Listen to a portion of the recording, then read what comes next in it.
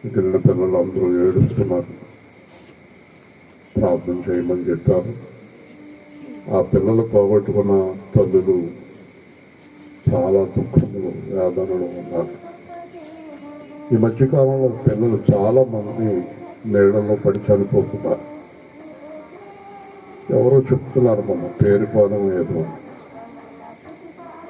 పేరుపాలెం మీరు వెళ్ళొద్దు, బస్సు కూడా రాదు, అలాంటివి ఏమీ అడగొద్దు.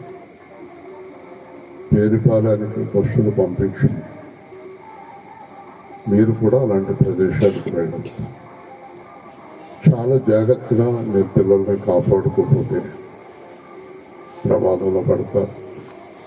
చనిపోయిన తర్వాత ఎంత ఏడ్చినా ప్రయోజనం లేదు.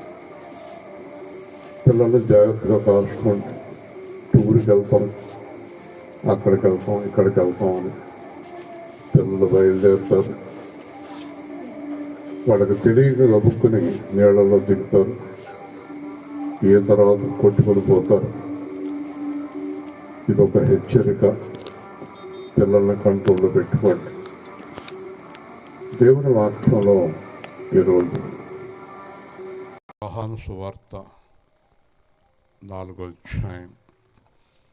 మీరు ఏదైనా మందిరానికి వెళ్తారా? ఓకే. 4వ అధ్యాయం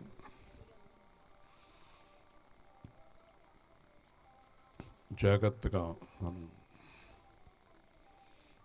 10వ వచనం నుంచి ధ్యానం చేద్దాం. అందుకు యేసు, నీవు దేవుని వరమును నాకు దాహమునకిమ్మని నిన్ను అడుగుచున్నవాడెవడో అది ఎరిగి ఉంటే నీవు ఆయనను అడుగుదువు, ఆయన నీకు జీవజలం ఇచ్చిన ఆమెతో చెప్పెను.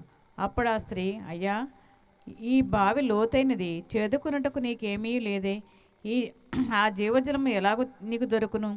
తానును తన కుమారులను పశువులను ఈ బావి నీళ్లు త్రాగి మాకిచ్చిన మన తండ్రి అని యాకోబు కంటే నీవు గొప్పవాడవా అని ఆయన అడిగాను. అందుకు యేసు, ఈ నీళ్లు త్రాగు ప్రతివాడును మరలా దప్పికొనును, నేనిచ్చు నీళ్లు త్రాగువాడెప్పుడును దప్పికొనుడు, నేను వానికిచ్చు నీళ్లు నిత్యజీవంనకే వానలో ఊరడి నీటి బుగ్గగా ఉండునని ఆమెతో చెప్పాను.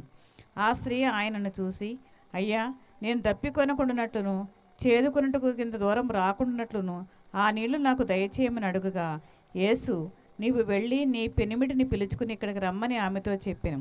ఆ స్త్రీ, నాకు పెనిమిటి లేడనగా, యేసు ఆమెతో, నాకు పెనిమిటి లేడని నీవు చెప్పిన మాట సరియే, నీకు 5 పెనిమిట్లుండిరి, ఇప్పుడు ఉన్నవాడు నీ పెనిమిటి కాడు, సత్యమే చెప్పితివనెను. అప్పుడు ఆ స్త్రీ, అయ్యా, నీవు ప్రవక్తవని గ్రహించుచున్నాను. మా పితరులు ఈ పర్వతమందు ఆరాధించిరి గాని ఆరాధింపవలసిన స్థలం యెరూషలేములో ఉన్నదని మీరు చెప్పుదురని ఆయనతో అనగా, యేసు ఆమెతో ఇట్లనెను, అమ్మా, ఒక కాలం వచ్చుచున్నది, ఆ కాలం మందు ఈ పర్వతం మీదనైనను యెరూషలేములోనైనను మీరు తండ్రిని ఆరాధింపరు. నా మాట నమ్ముము. మీరు మీకు తెలియని దాన్ని ఆరాధించువారు, మేము మాకు తెలిసిన దానిని ఆరాధించువారము. రక్షణ యూదుల్లో నుండియే కలుగుచున్నది. అయితే యథార్థముగా ఆరాధించువారు ఆత్మతోనూ సత్యముతోనూ తండ్రిని ఆరాధించు కాలం వచ్చుచున్నది, అది ఇప్పుడునూ వచ్చేయున్నది. తన్ను ఆరాధించువారు అట్టివారే కావాలని తండ్రి కోరుచున్నాడు. దేవుడు ఆత్మ కనుక ఆయన ఆరాధించువారు ఆత్మతోనూ సత్యముతోనూ ఆరాధింపవలెను. ఆ స్త్రీ ఆయనతో, క్రీస్తనబడిన మెస్సయ్య వచ్చునని నేను ఎరుగుదును, ఆయన వచ్చినప్పుడు మాకు సమస్తమును తెలియచేయమని చెప్పగా, యేసు, నీతో మాట్లాడుచున్న నేనే ఆయనని ఆమెతో చివరి వరకు కూడా నేను యేసుని మెస్సయ్యనే అని ఆయన చెప్పలేదు.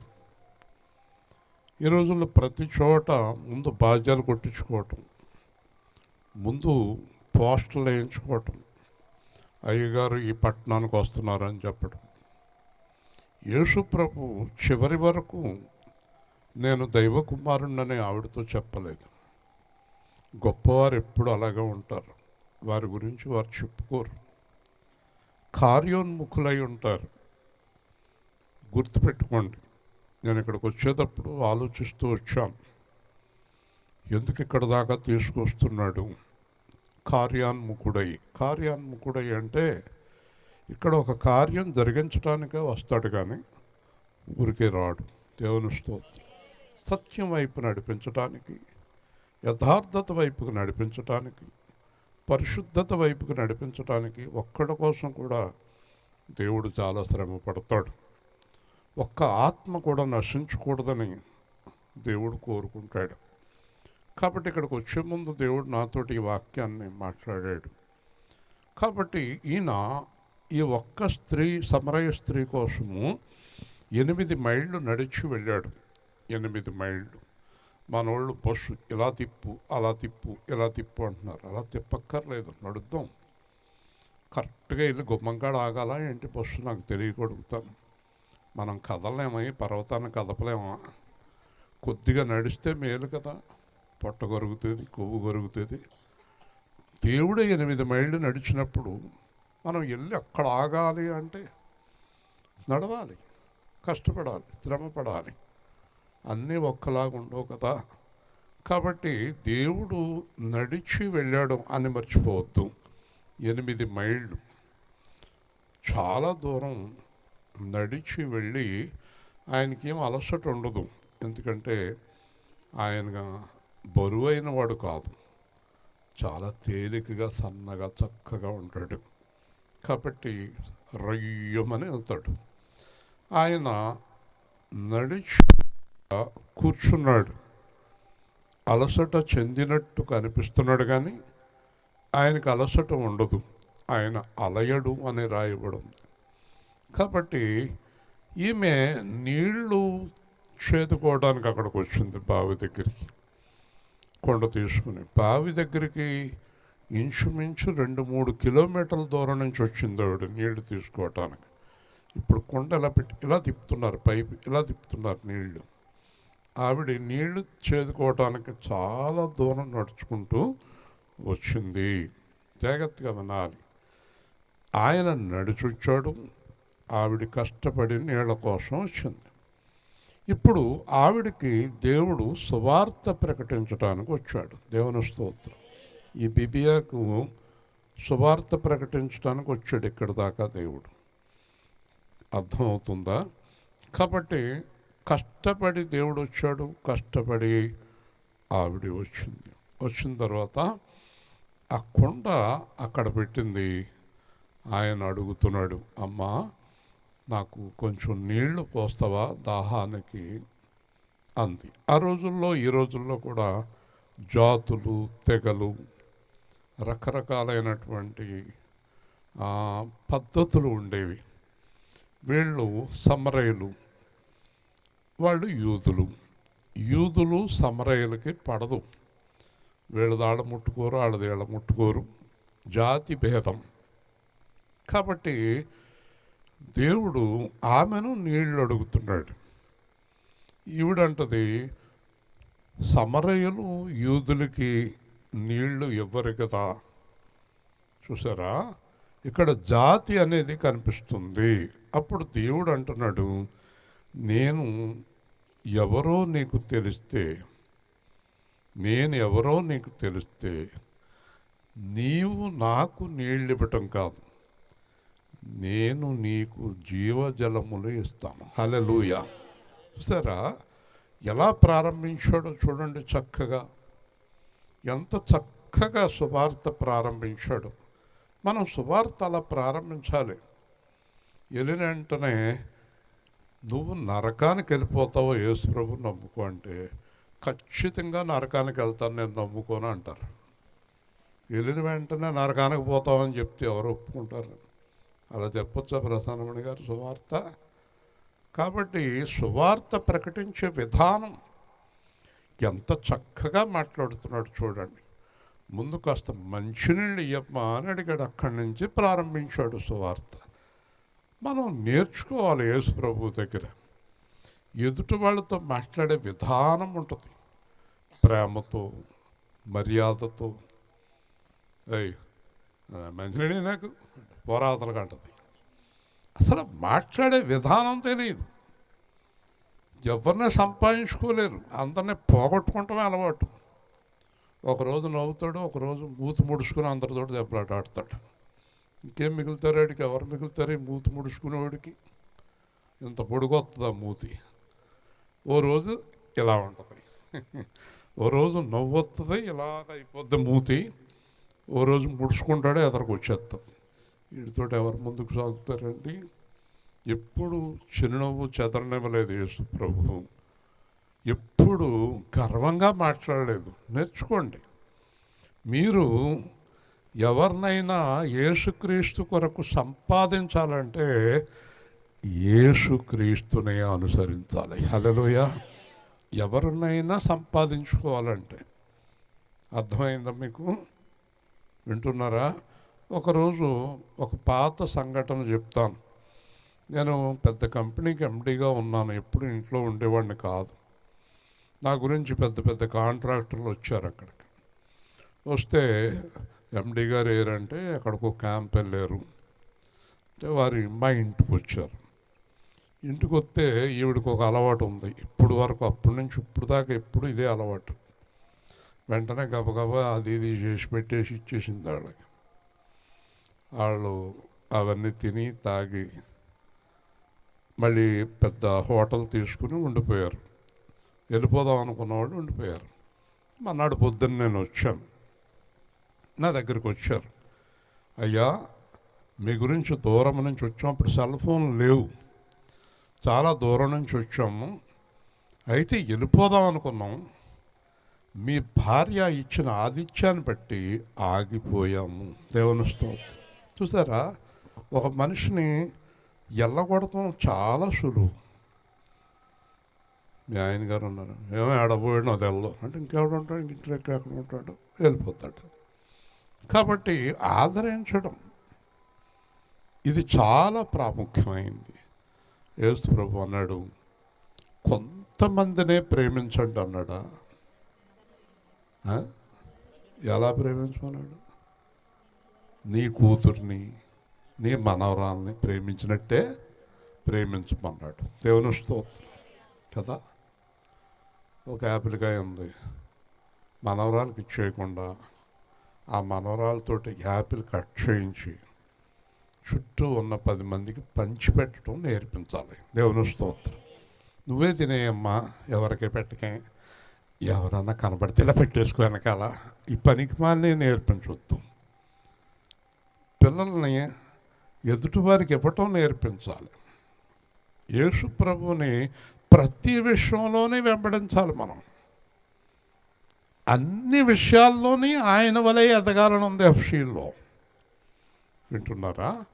కాబట్టి యేసు ప్రభు రొట్టె విరిచి ఇలా ఇచ్చేవాడు. రొట్టె విరిచి ఇలాగా, రొట్టె విరిస్తే 2 ముక్కలు అవుతుంది కదా. రొట్టె ఎన్ని ముక్కలు అవుతుంది? ఎన్ని ముక్కలు? 2 ముక్కలు. ఓ ముక్క ఈ పక్కనే, ఓ ముక్క ఈ పక్కన. అలా రొట్టెలన్నీ ఇచ్చేసాక ఒక్కోసారి ఆయన దగ్గర ఉన్న రొట్టెలన్నీ ఏం చేశాడు? పనిచేశాడు. హల్లెలూయా చెప్పండి. అయితే ఆయన తినడం గురించి ఎప్పుడు, మనమైతే 2 ముక్కలు చేసి, ఓ ముక్కాళ్ళగా మొక్క మనక, ఓ ముక్కాళ్ళగా మొక్క మనక, ఈడు కడుపు పట్టు ఉప్పు పోయేదాకా తినేస్తాడు. చూసారండి, 2 ముక్కలు ఇచ్చేశాడు. అలాగే ఏం చేశాడు? తన శరీరము ప్రాణము మనకిచ్చేశాడు. హల్లెలూయా. ఇవ్వటం అనేది అలవాటు కావాలి. ఇవ్వటం. కొంతమంది పెద్ద పెద్దవారు నేను చూశాను, కారుల్లో, మోటార్ సైకిల్లో దేవాలయాల దగ్గరికి తీసుకొస్తారు. ఇన్నేసి చాక్లెట్లు, బిస్కెట్లు అన్నీ పిల్లలకి ఇచ్చేసి పంచిపెట్టండి అని చెప్తారు. అక్కడ ఉన్న వాళ్ళందరికీ పంచి పెడతాం నేర్పిస్తారు. మరి కొంతమంది మన సంఘంలోనే ఉంటారు, బిస్కెట్ ప్యాకెట్ అంతా ఆడే నవిలేస్తాడు, చాక్లెట్లన్నీ ఆడే తినేస్తాడు. వెళ్ళిపోయేటప్పుడు తీసుకొస్తాడు నా దగ్గరికి. కడుపు నొప్పి అని ఏడుస్తున్నాడండి. కడుపు నొప్పి కాక ఏమవుతుంది? అడిగి మొత్తం తినేశాడు. ఆ పక్కన ఉన్న పిల్లలకి పంచుకుంటే పైగా ఆడి చాక్లెట్లు బిస్కెట్లు తినేశాక ఏమి పెడతారు కదా, అవన్నీ ఆడి నోట్లో కూరేస్తుంది మళ్ళీ. ఇంకా అసలు ఎవరంకా చూడదాం. కొడుకు కూతురు తింటున్నారా లేదా, మనవరాలు తింటుందా లేదా, ఇంకా అసలు మిగతా పిల్లలు కూడా ఎవరు కూడా ముందాడి కూరుతుంది, తర్వాత ఈవిడ కూరుకుంటుంది. ఇంటికి వెళ్ళాక 24 గంటలు బాత్రూంలోనే ఉంటారు ఇద్దరు. మళ్ళీ నాకు ఫోను, తెల్లవాళ్ళు తేడా వచ్చేసింది ప్రార్థన చేయండి అని. అసలు ఏది ఆ లక్షణాలే ఎక్కడ సువార్త పెడితే అక్కడ బాత్రూమ్లు కూడా పెట్టాలి వీళ్ళకి. లేదంటే బయట ఆ బాలాజీ నగర్లో ఒకసారి సువార్త చేస్తే వాటర్ ట్యాంక్ దగ్గర తీసిపోయింది కొడుకుని, అక్కడ పెట్టించేసింది దుకాణం. వాళ్ళ తిట్లు, ఎవరు రాత్రి సువార్త చేసిన వాళ్ళు ఇక్కడ, ఏం వేషాలండి కదా. కాబట్టి ఇక్కడైతే గొడవ లేదు, ఎక్కడైనా వెళ్ళిపోవచ్చు, కానీ కొన్ని ప్రాంతాలు అలా చేయకూడదు. కాబట్టి ఈ ప్రేమ పంచుకోవటం నేర్పించుకోవాలి యేసు ప్రభు దగ్గర. ఎంతసేపు నేను నా పిల్లలు మింగుతాం కాదు, నలుగురికి పంచి పెడతాం. పిల్లల చేత ఇవ్వటం నేర్పించాలి, మనకున్న దానిలో పంచటం నేర్పించాలి. అది యేసు ప్రభు నీతి. హల్లెలూయా. నేర్చుకోండి, ఊరికి వచ్చి వెళ్ళిపోవద్దు సువార్తకి. అందరినీ ప్రేమించడం మొదలు పెట్టండి, నలుగురికి చేయటం మొదలు పెట్టండి. ఉంటేనే కదా చేస్తాము. రే నాన్న చంపేకిరా బాబు నన్ను అన్నాడు, నేను వచ్చి నీ దాంట్లో దూరిపోతాను. కాబట్టి ఆమె మారిపోతుంది. చూడండి ఆమె ఎలా మారిపోతుందో ఈరోజు వార్త. మరి మనం ఎన్ని సంవత్సరాల నుంచి వాక్యం వింటున్నాం, మనం మారేమా? మనం కూడా మారాలి. ఎలా మారుతుంది? దేవుని వరమును దాహమునకిమ్మంటున్నావు, జీవజలము నీకు ఇచ్చును. ఆవిడకి ఏమర్థం అవుద్ది? జీవజలం అంటే ఏంటో తెలియదు ఆవిడకి. దాని గురించి ఏం చెప్తాడంటే, నీవిచ్చే నీళ్లు తాగితే మళ్ళీ దాహం అవుతుంది, నేనిచ్చే నీళ్లు తాగితే ఎప్పటికీ దాహం అవ్వదు. హల్లెలూయా. అది నీ హృదయములో ఊరడి నీటి బుగ్గగా ఉండును. సేవకులు చాలామంది చూడండి, చిన్న వాక్యం తీసుకుంటారు, 3 గంటలు మాట్లాడతారు, ఒక రోజంతా మాట్లాడతారు. ఎలాగా? ఆ వాక్యం లోపలికి వెళ్ళి కొన్ని లక్షల మాటలను బయటికి తీసుకొస్తుంది. హల్లెలూయా. దాని పేరే జీవజలము, ఊరిడి నీటి బుగ్గగా ఉండును. ఆవిడ మాట్లాడేది మామూలు నీళ్ళు, ఆయన మాట్లాడేది జీవవాక్యం గురించి మాట్లాడుతున్నాడు. హల్లెలూయా. హల్లెలూయా. బలహీన సమయములో నీ బలము ప్రసాదించుము, బలహీన సమయములో నీ బలము ప్రసాదించుము, జీవనదిని నా హృదయములో ప్రవహింపచేయుమయ్యా. ఎండిన ఎముకలన్నీయు తిరిగి జీవింపచేయుమయ్యా.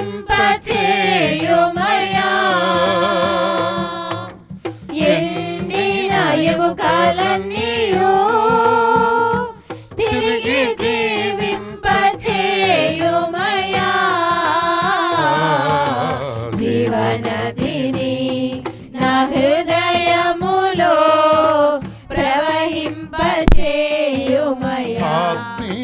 వరములతో నన్ను అభిషేకం చేయుమయ్యా.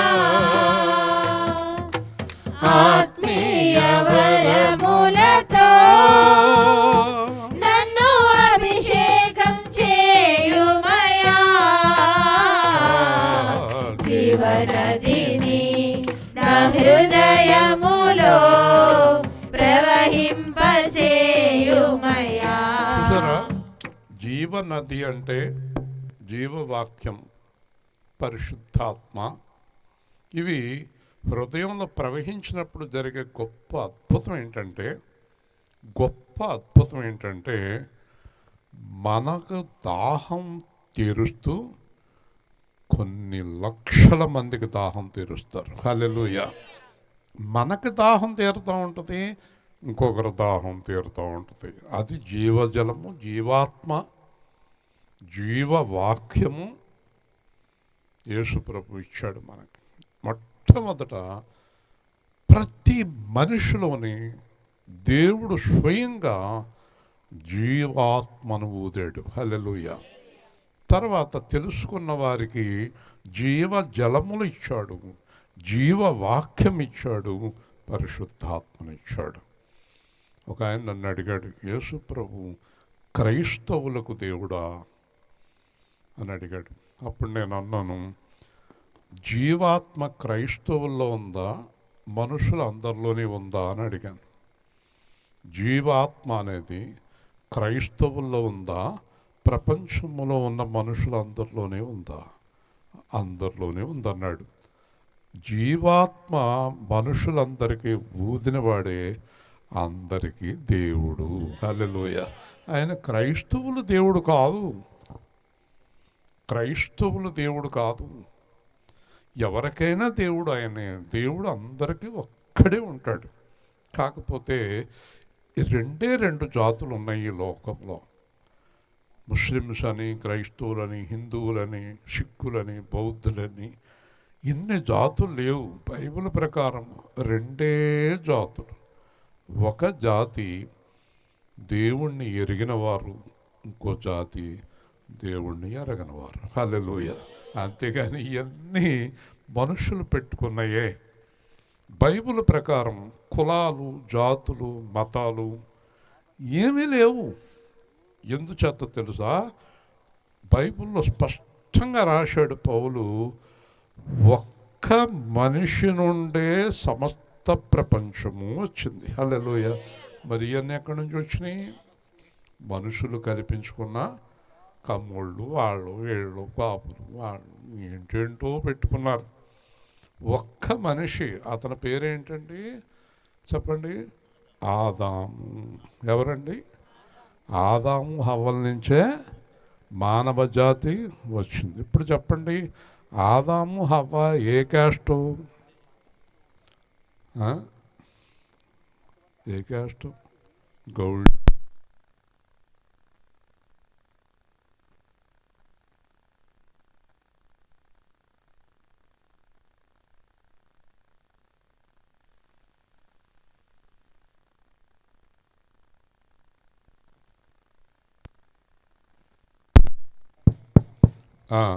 గౌళ్ళ. గౌళ్ళు పాస్టర్మే కదా, గౌళ్ళు వెళ్ళిపోతారు. కాపులు పాస్టమ్ దగ్గరికి కాపులు వెళ్ళిపోతారు. కమ్మోళ్ళు ఏమో తక్కువ మంది ఉన్నారు తెలుసుకున్నవాడు కదా. క్యాస్ట్లు, కులాలు ఇవన్నీ ఎక్కడి నుంచి వచ్చినాయి? రాజుగారు మనుషులు పెట్టుకున్నాయా, దేవుడు పెట్టిందా? మరి మా ఊళ్ళే కావాలంటారేంటి? మా ఊళ్ళే కావాలి. మీ ఊళ్ళో ఎవరు? ఒక్క మనిషి నుండి, గుర్తుపెట్టుకోండి, బైబిల్ ప్రకారం ఒక్క మనిషి నుండి సమస్త మనుషులు వచ్చారు. దేవుని స్తోత్రం. తర్వాత ఒక్క మనిషి ద్వారానే అందరికీ రక్షణ వచ్చింది. హల్లెలూయా. ఆయనకి కులం లేదు, ఆదాముకి, యేసు ప్రభుకి కులము లేదు. అర్థమైందా మీకు? ఇవన్నీ మనుషులు పెట్టుకున్నారు. దేవుణ్ణి కూడా కులాల వైజ్గా ఏర్పాటు చేసుకున్నారు. కులాల ప్రకారం దేవుడు. ఎంత దారుణమో చూడండి. కులాల ప్రకారం దేవుణ్ణి పెట్టుకున్నారు. ఇంతకన్నా దారుణం ఏమైనా ఉందా? మీకు తెలుసా, విజయవాడలో సంఘాలు ఉంటాయి చాలా వరకు. కొన్ని సంఘాలు, కమ్మ సంఘం, కాపు సంఘం, యాదవుల సంఘం, ఏయో కులాలంట. ఆ పాస్టర్ గారు కులాన్ని బట్టే ఆ సంఘస్థులు వెళ్తారు అక్కడికి. చూసారండి ఎంత దారుణము? మీకు తెలియదే ఉంది. జీడిఎం, లోతర్లు, దాంట్లోకి వెళ్ళే వాళ్ళు అందరూ వాళ్ళే వెళ్తారు. వాళ్ళు ఇక్కడికి రమ్మన్నా రారు, మనల్ని రానివ్వరు. చూసారండి ఇవన్నీ. మరి యేసు ప్రభు ఏ కులము? దేవుడు ఏ కులము? ఆదాము ఏ కులము? పక్కన పెడతాం. ఆత్మ ఏ కులం? ఆత్మకే కులం. నోరు తెరవండి. మరి చచ్చిపోతారు ఎందుకు? మా ఊళ్ళు అని చచ్చిపోతామే. రైలు ఎక్కుతున్నాడు అనుకోండి, వీడు రైలు వెళ్ళిపోతుంది అనుకోండి, కింద వీళ్ళ సంబంధించిన వాడు వస్తున్నాడు అనుకోండి, రైలు ఎక్కి రైలు నుంచి కూడా దూకేస్తాడు, మా కూడా వస్తున్నాడు బాబాయ్ అని కింద పడిపోతాడు రైలు కిందకి. ఎంత పెద్దోళ్ళకి ఆ మంత్రుల్లో మా కులం ఎవరు, పాస్టర్లో మా కులం ఎవరు, సినిమా యాక్టర్లో మా కులం ఎవరు. ఈ జాడ్యం ఎక్కడ దాకా పోయిందంటే కొట్టుకుని చచ్చిపోయేదాకా పోయింది. మనకొద్దు, మనది క్రీస్తు కులము. హల్లెలూయా. యేసుక్రీస్తు ఏ కులం అయితే మనది అదే కులం. ఇప్పుడు యేసు ప్రభు కొంతమందిని నా దగ్గరికి రావద్దు, రక్షణ పొద్దు అంటాడా, లేకపోతే అందరికి ఇస్తాడా? ప్రయాసపడి సమస్త జనుడారా ఏమన్నాడు? సమస్త, ఆ మాట చెప్తలేదు. సమస్త అంటే మానవ జన్మెత్తునులందరూ నా దగ్గరికి రండి. హల్లెలూయా. ఈ చాలా పొరపాటు అండి ఇదంతా కూడా. అలా ఉండకూడదండి మనం. కాబట్టి అమ్మా, నేను ఇచ్చే నీళ్ళు నిత్య జీవమిచ్చును. హల్లెలూయా. ఇప్పుడు మనందరం నిత్య జీవానికి నడిపించబడుతున్నాం. ఏంటా నిత్య జీవం? అసలు నిత్య జీవం అంటే అర్థం ఏంటి? నిత్య జీవానికి వ్యతిరేక పదం నిత్య మరణం. రెండే రెండు, నిత్య జీవం, నిత్య మరణం, పరలోకం, నరకం. కాబట్టి యేసు ప్రభు ఎవరికైతే జీవజలాలు ఇస్తాడో, ఎవరి హృదయంలో అయితే ఆయన వాక్యాన్ని నింపుతాడో, ఎవరిలో అయితే ఆయన ఆత్మ నింపుతున్నాడో వారు నిత్య జీవానికి వెళ్ళిపోతున్నారు. హల్లెలూయా. ఎవరి లోపల ఆయన ఆత్మ లేదు, ఎవరి లోపల ఆయన జీవజలాలు లేవు, ఎవరి లోపల ఆయన లేడో వాళ్ళు నరకానికి పోతున్నారు అంతే. పరలోకం, నరకం. కాబట్టి ఆయన మన లోపల ఉండి పరలోకానికి నడిపించేటటువంటి జీవితాన్ని మనకు అనుగ్రహించాడు. మీకు ఇంకా చాలామందికి రుచి పట్టలేదు దేవుని రుచి. ఆయన్ని రుచి చూసి తెలుసుకోవాలి. దేవుడు రుచి చూసాక మీకు ఈ దరిద్రాలన్నీ పోతాయి. మా ఊళ్ళు, వాళ్ళోళ్ళు, తిండి, తిప్పలు, డబ్బు, గోల, అన్ని దరిద్రాలు వదిలిపోతాయి. హల్లెలూయా. వింటున్నారా? ఆయన ఆత్మ మన లోపలికి వచ్చాక భేదాలు ఏముండవు. ఇంకా మీరు రకరకాలుగా ఉన్నారంటే మీ లోపల ఏమి లేదు, జీవాత్మ అనే జీవజలములనే పరిశుద్ధాత్మ మీలో లేదు. ఇంకో మాట అన్నాడు దేవుడు, నా వాక్యమునకు మీ హృదయంలో చోటు లేదు. దేనికి చోటు లేదు? వాక్యానికి చోటు లేదు.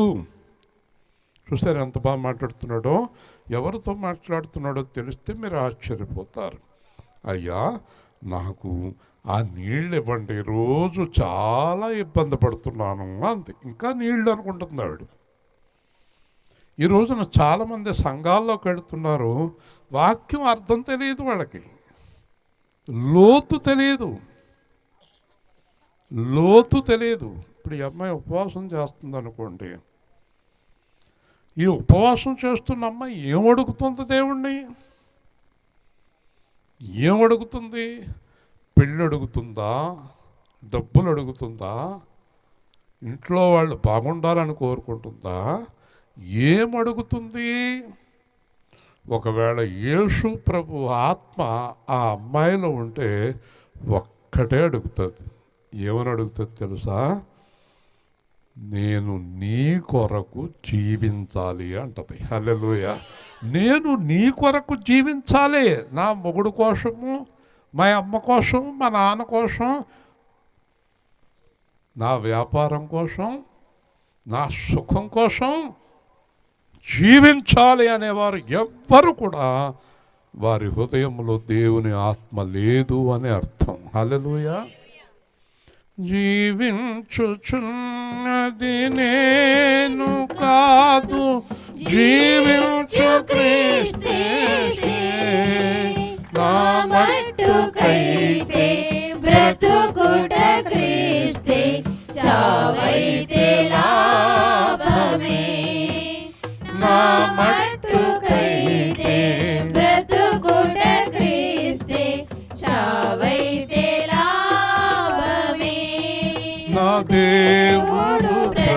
అవసరం తీర్చును మహిమైశ్వర్యములో. తల్లి వలె ప్రేమించును, తండ్రి వలె పోషించును, కాపరి వలె నడిపించును, వైద్యునిలా స్వస్థపరచును, వైద్యునిలా స్వస్థపరచును. కలవరపడినే కొండల వైపు కన్నులెత్తుదునా, నా సహాయము నీవేగా, నా యేసు నా రాజా, నా సహాయము నీవేగా, నా యేసు నా రాజా. కాబట్టి జీవజలములు ఉన్నవారు ఏం అడుగుతారంటే లోకంతో సంబంధం లేదని అడుగుతారు. హల్లెలూయా. నేను నీ కొరకు జీవించాలి అంటారు. అప్పుడు ఇంకా ఎవరికి విరోధులుగా ఉంటారు, వాళ్ళు శత్రువులుగా ఉండరు. కొంతమందిని ప్రేమించి కొంతమందిని ద్వేషించేవారుగా ఉండరు. నాటకాలు ఆడరు, అబద్ధాలు ఆడరు, మోసం చేయరు, వ్యభిచారం చేయరు, తాగరు, తిరగరు, తప్పు చేయరు, కోప్పడరు. మొత్తం వాళ్ళ జీవితం మారిపోతుంది. ఎందుకంటే లోపల జీవజల ప్రవాహం అలా నడిపిస్తుంది వాళ్ళని. హల్లెలూయా. నీ లోపల జీవజలాలు లేవు గనక దొంగ చూపులు చూస్తాం, ఇలా చూస్తాం. చూపులో తేడా వస్తుంది, నడకలో తేడా వస్తుంది, వస్త్రధారణలో తేడా వస్తుంది, ప్రవర్తనలో తేడా వస్తుంది. యేసు ప్రభువును చూసిన వారు ఆయన్ని చూసిన వెంటనే, మీకు ఆశ్చర్యకరమైన విషయం ఏంటో తెలుసా, ఆయన్ని దూషించిన వారు, ఆయన్ని కొట్టిన వారు కూడా యేసు ప్రభువుని చూసేటప్పటికి వారి హృదయంలో 2 చేతులు వెంటనే నమస్కారానికి వెళ్ళిపోయి కాళ్ళ మీద పడిపోయేవారు. హల్లెలూయా. ఆయన కొట్టాలని వచ్చి, దూషించాలని వచ్చి కాళ్ళ మీద పడ్డారు. ఆయన వర్చస్సు, ఆయన పద్ధతి, ఆయన నడక, ఆయన ప్రేమ. అందుకే చాలామంది గొప్ప గొప్పవారు యేసు ప్రభు గురించి చెప్పారు. యేసు ప్రభు చాలా గొప్పవాడు అన్నారు. హల్లెలూయా. ఆయన మాట, ఆయన చూపు, ఆయన తీరు, ఆయన క్షమ, ఆయన హృదయం. నిజంగా గాంధీ అన్నాడు, నాకు యేసు ప్రభు అంటే ఎంతో ఇష్టం, క్రైస్తవులంటే అంత భయం అన్నాడు. అర్థమైంది మీకు? యేసు ప్రభు అంటే ఇష్టం అంట, క్రైస్తవులంటే భయం అంట. ఎంచేతంటే క్రైస్తవులు యేసు ప్రభులో లేరు గనక వాళ్ళతో ప్రమాదమే. యేసు ప్రభులాగా ఉన్న పాస్టర్ గారితో ప్రమాదం లేదు, యేసు ప్రభులాగా ఉన్న విశ్వాసులతో ప్రమాదం లేదు, యేసు ప్రభులాగా లేనోళ్ళతో మొత్తం ప్రమాదమే మనకి. హల్లెలూయా. అర్థమైందా? నన్ను ఎవరో అరెస్ట్ చేశారు, ఒక అతన్ని, చిన్న పిల్లని రేప్ చేసాడంట, 4 ఏళ్ల పిల్లని. అతని పేరు యేసు అంట. అతని పేరు యేసు అంటండి, పేపర్లో రాశాడు కదండి. మేము కత్తపూడలో ఆయన గురించి ప్రార్థన చేస్తున్నాం, రక్షణ పొందాలని. ఆయన పేరు యేసు అంట, రక్షణ పొందాలంట ఆయన యేసు. ఆ పేరు ఎలా పెట్టుకున్నారో నా దుర్మార్గులు చూడండి. ఆ పేరు పెట్టుకుని ఒకసారి ఏలూరులో ఒక బ్యాంక్ ఎత్తేసారు, అందరి చేత డబ్బులు కట్టించుకుని. ఆ బ్యాంక్ పేరేంటి తెలుసా? Mother Teresa bank. ఆవిడ మహానుభావురాల పేరు. ఆ పేర్లు పెట్టుకున్నారు మీలో కొంతమంది. ఆ పేరుకి తగ్గట్టుగా జీవిస్తున్నారా? పేర్లు పెట్టుకున్నారు, బైబిల్లో పేర్లు పెట్టుకున్నారు. ఎస్తేరు అని పెట్టుకున్నారు, నిర్మల అని పెట్టుకున్నారు, రిప్కా అని పెట్టుకున్నారు, దయాకరు, ఖాలీదు, యెహోషువ. పేర్లు చూడండి ఎంత బాగున్నాయో. మరి మనుషులు కూడా అలా ఉన్నారా? పేరుకు తగ్గట్టుగా ఉన్నారా? యేసు ప్రభులాగా ఉన్నారా? ఆయన చూడండి ఎలా మార్చేస్తున్నాడో ఒక వ్యక్తిని. చక్కగా మాట్లాడుతూ చక్కగా ఆవిడ చేత, అమ్మా నీళ్లు నీకు ఇవ్వాలంటే మీ ఆయన్ని తీసుకురమ్మా అన్నాడు. దేవుని స్తోత్రం. నీ భర్తనే తీసుకురా అన్నాడు. ఎలిమియానికాకి అంటలేదు. అసలు ప్రతి మాటలోని అమ్మ అమ్మ అమ్మ అంటున్నాడు. ఏమంటున్నాడు? అమ్మ అంటున్నాడు. ఎవరైనా? దేవుడు. ఎవరైనా గట్టిగా చెప్పాలి. దేవుడు ఒక స్త్రీని అమ్మ అంటున్నప్పుడు దేవుడిని నమ్ముకున్న మనం ఆ స్త్రీలను ఏమని కేకేయాలి? ఏయ్ సుబ్బమ్మ, ఎంకమ్మ, తా అనాలా? అమ్మ, సహోదరి, కుమార్తె, కుమారుడా పిలిచారు ఎప్పుడైనా? ఆ మృదువైన మాటలు మీ నోటంట వస్తాయా? వస్తాయా? ఎంత అందంగా ఉంటాయో మాటలు. ఒరే ఇది పత్ర చిరా అంటుంది ఒక ఆవిడ. బస్సు ఎక్కుతుంది, అలా పైన కేకేస్తుంది. ఎంత అందంగా కేకేస్తుందో. మాట తీరు మారలేదు, బుద్ధులు మారలేదు, నోరు మారలేదు, నాలిక మారలేదు, పాటలు మాత్రం దంచేస్తున్నారు కదండి. ఎంత చక్కగా మాట్లాడుతున్నాడు. అమ్మా నీ పెనిమిటిని తీసుకురా. ఒలే మీ ఆయన ఏం చేస్తున్నాడే? మా ఆయనలాగే దొన్నపోతులుగా వస్తున్నాడా?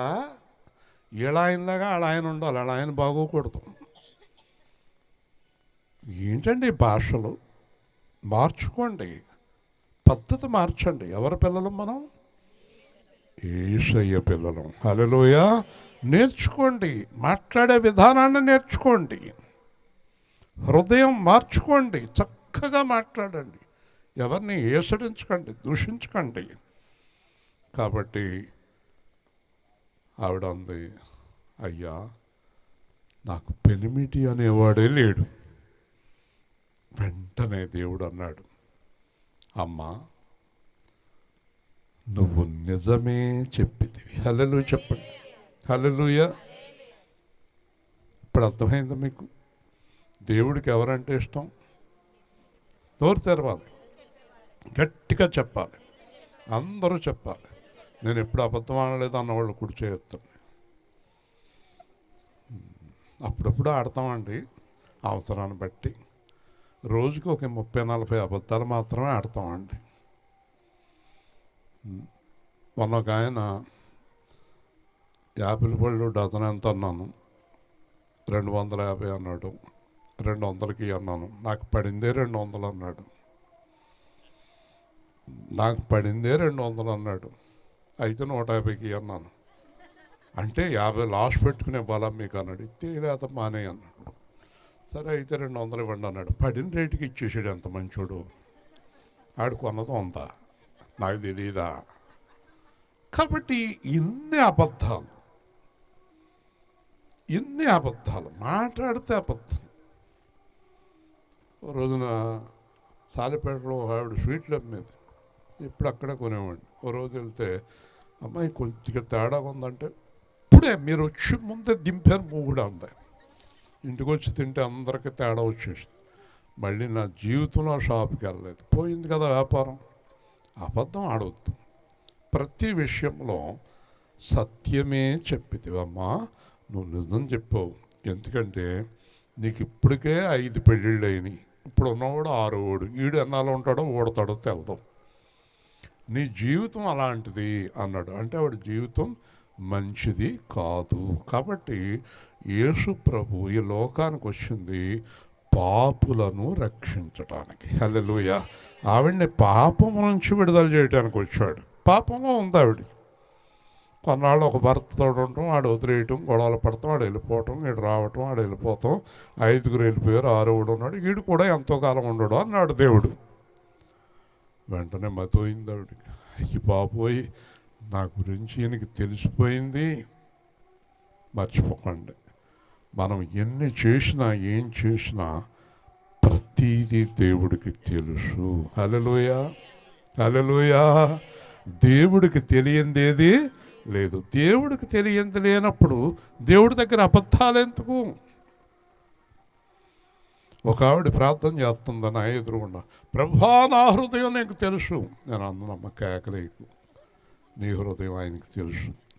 నీది కపట హృదయం అని ఆయనకి బాగా తెలుసు. దేవుని స్తోత్రం.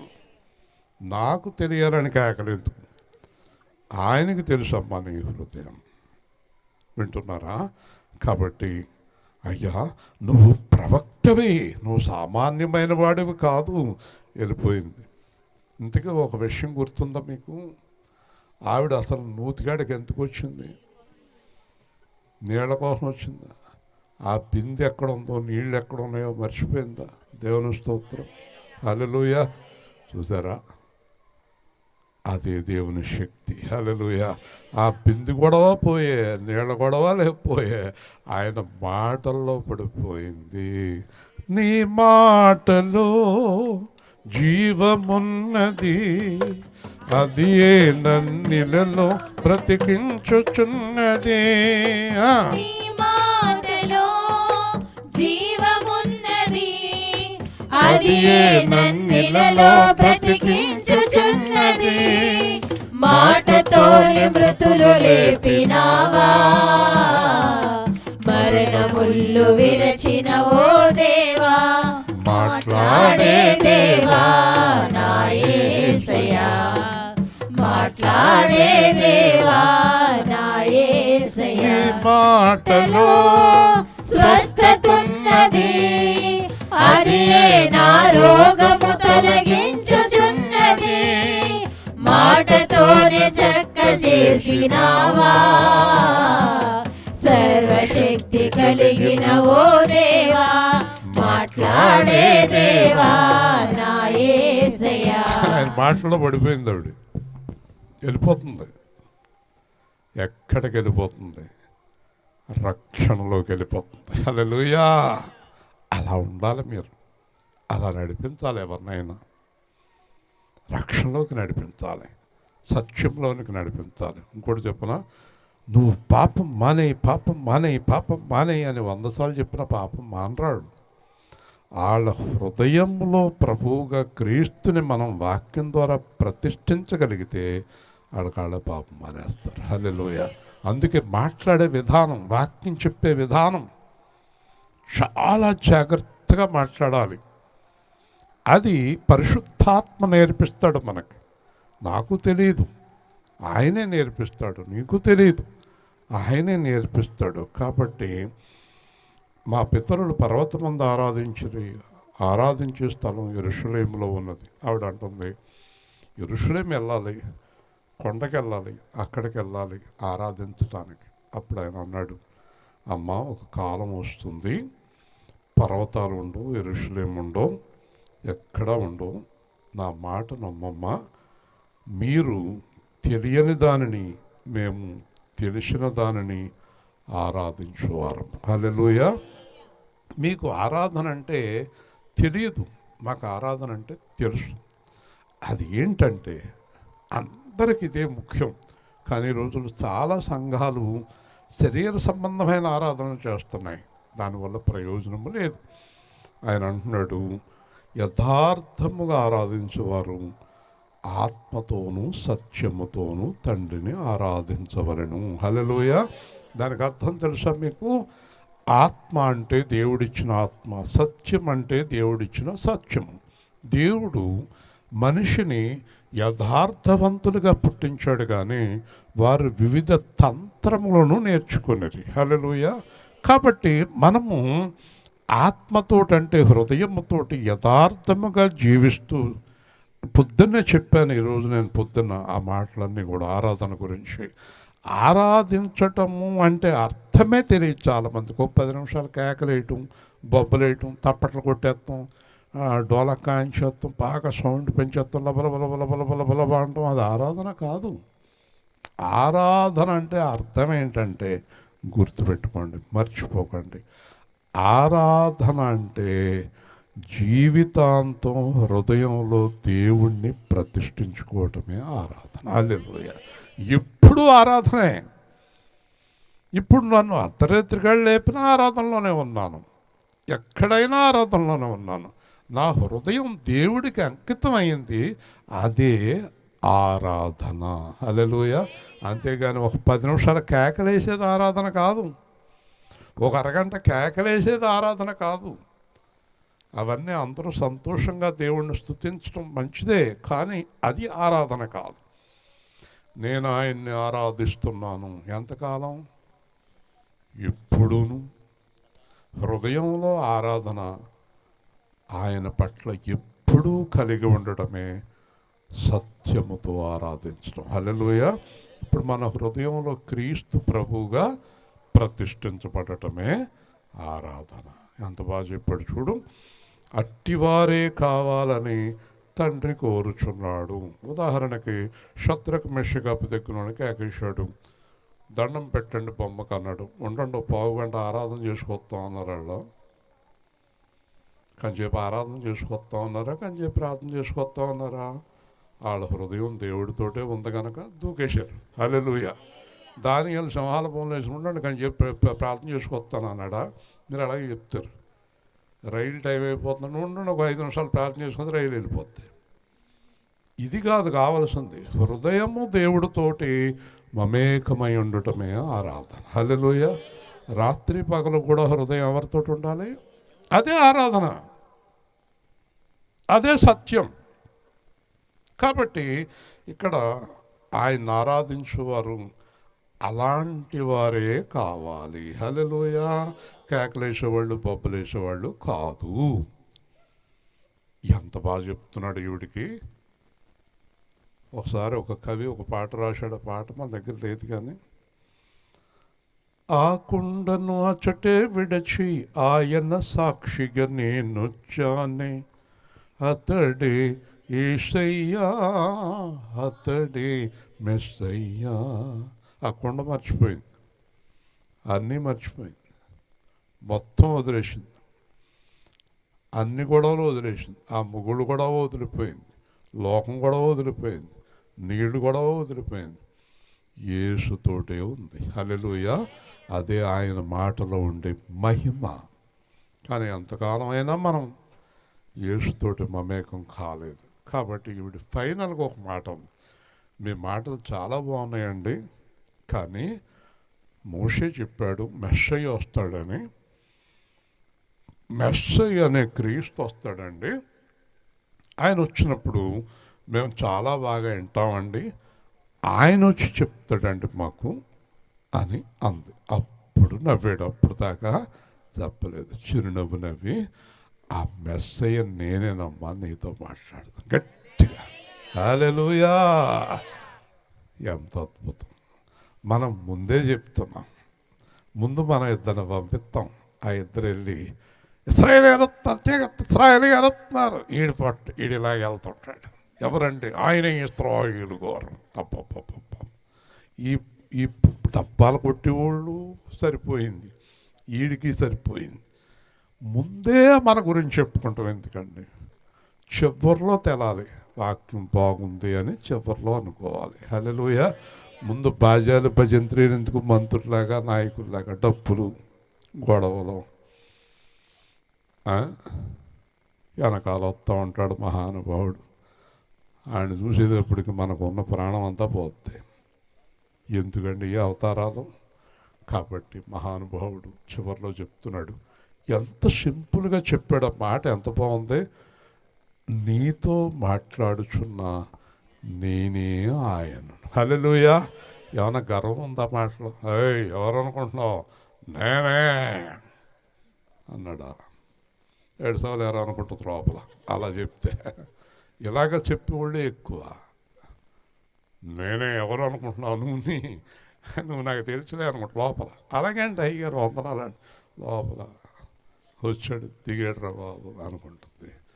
లోపల గౌరవం లేదు. చాలామందికి హృదయంలో ప్రేమ లేదు. ఏదో అలా బతుకుతున్నారు అంతే. ఈడుతో తప్పదురా ఆయన అనుకుని తప్ప హృదయంలో ప్రేమ లేదు. ప్రేమ ఎక్కడ ఉండాలి? అభిమానం ఎక్కడ ఉండాలి? హృదయంలో. యేసు ప్రభు ఎవరో తెలుసా? చెప్పనా? హృదయములు గెలిచిన రాజు. హల్లెలూయా. ఆయన మన హృదయాన్ని గెలిచేశాడు. చూడండి, నిజమైన క్రైస్తవులు యేసు ప్రభు కోసం ఏం చేస్తారు? ప్రాణమైన ఇచ్చేస్తారు. హల్లెలూయా. ఎందుచేత? ఏం గెలిచాడు ఆయన? హృదయం గెలిచాడు. ప్రేమ గల తండ్రి, జీవాధిపతి అయిన ప్రభువా, ఈ రాత్రి కాలం ముందు సహోదరి గృహంలో మీరు ప్రకటించిన సువార్తను బట్టి స్తోత్రాలు. అలాగే సమరయ స్త్రీలాగా బీబియా గారిని వాడుకొని అనేక మందిని రక్షణలోనికి నడిపించడానికి సహాయం చేయండి. ఈ కార్యక్రమాన్ని దీవించి వారికి కృప దయచేయండి. యేసు నామములో ప్రార్థిస్తున్నాం తండ్రి, ఆమేన్. లేచి నిలబడితే స్వస్థత ప్రార్థన చేస్తాను. లేచి నిలబడి ఆవిడని బలవంతం చేయకండి. ఆవిడకి రాదనుకోండి, వదిలేయండి ఆవిడని. లేచి నిలబడి